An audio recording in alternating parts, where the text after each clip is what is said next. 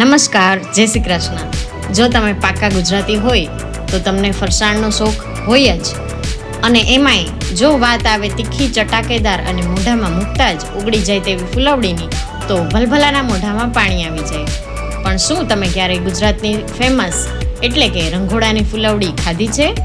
હા, એ જ રંઘોડા જે ભાવનગર રાજકોટ હાઈવે પર આવેલું છે. જો નથી ખાધી તો આજે હું તમને ડિજિટલ સફર કરાવવાની છું આ સુપર ડુપર હિટ ફુલવડીની.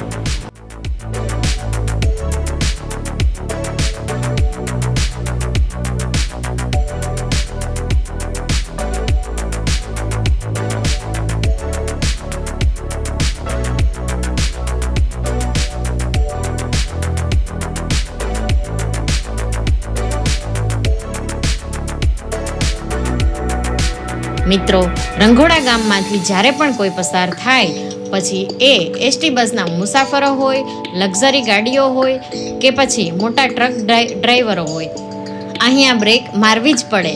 કેમ? કારણ કે અહીંથી હવામાં જ ફુલવડીની સુગંધ કળેલી હોય છે.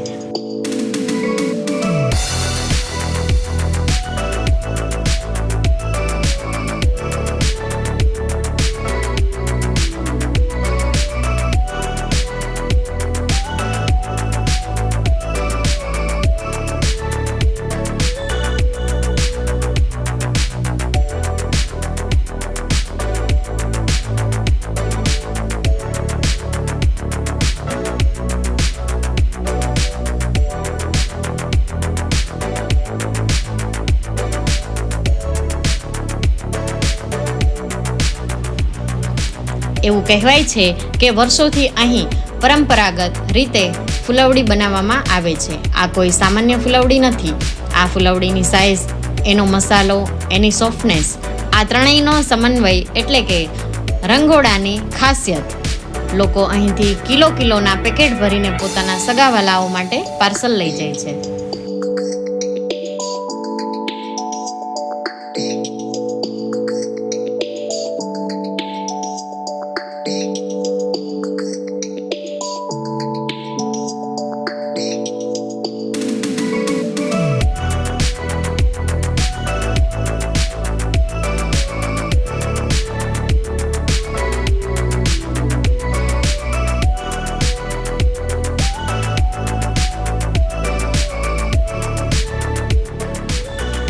આવો જોઈએ આ આઈટમ બને છે કેવી રીતે. ઘણા લોકોને એમ હોય છે કે ફુલવડી તો કડક હોય, પણ રંઘોડાની ફુલવડીની ખાસિયત એ જ છે તે ઉપરથી એકદમ ક્રિસ્પી અને અંદરથી સોફ્ટ હોય છે. તેના લોટમાં ખાસ પ્રકારના મસાલા, આખા ધાણા, તીખા, મરીનો પાવડર અને એક સિક્રેટ પ્રમાણ જાળવવામાં આવે છે. કારીગરો જ્યારે પોતાના હાથેથી ગરમા ગરમ તેલમાં આ ફુલવડી પાડે છે ત્યારે જે સુગંધ આવે છે ને સાહેબ, એ આખા હાઈવેને ગજવી મૂકે છે. શુદ્ધ તેલ અને પરફેક્ટ મસાલા, આ જ આ સ્વાદનું અસલી રહસ્ય છે.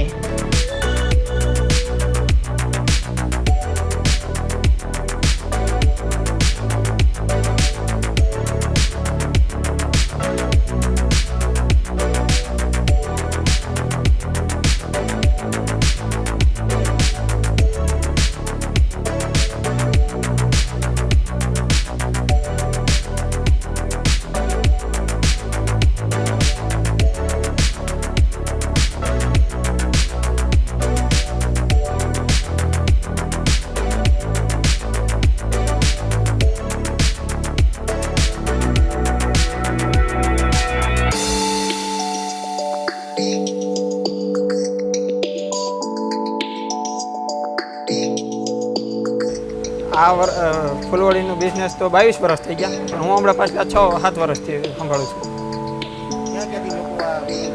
સુરત, અમદાવાદ, બહાર બહુ જાય જાજી ફૂલવડી. ચાઈની બનાવટી એવી છે, મસાલો ઝાઝો વપરાય અને સ્પેશિયલ ચણાનો લોટ જ વાપરવાનો. એમાં તો ઘણા મટીરિયલ મસાલા આવે, માનો કે ઘણી પ્રકારના આવે.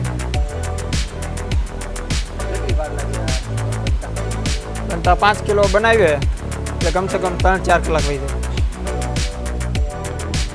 તો મિત્રો, જો તમે ક્યારેય પણ ભાવનગર, સિહોર કે રાજકોટ તરફના હાઈવે પરથી નીકળો તો રંઘોડાના સ્ટેશન પર ગાડી થોભાવવાનું ભૂલતા નહીં.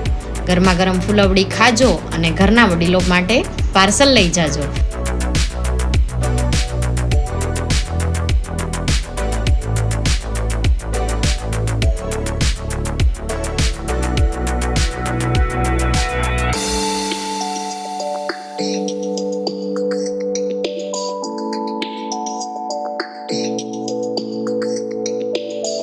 તમને રંગોળાની ફુલવડી ગમે છે કે નહીં તે મને નીચે કમેન્ટ બોક્સમાં જરૂર જણાવજો.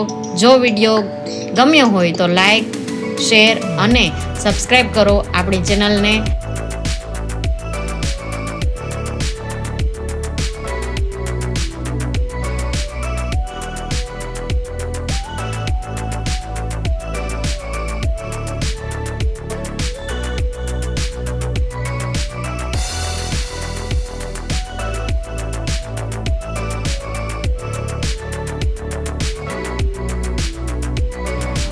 આવજો, ફરી મળીશું આવા જ કોઈ ચટાકેદાર સફરમાં. જય જય ગરવી ગુજરાત. હર હર મહાદેવ.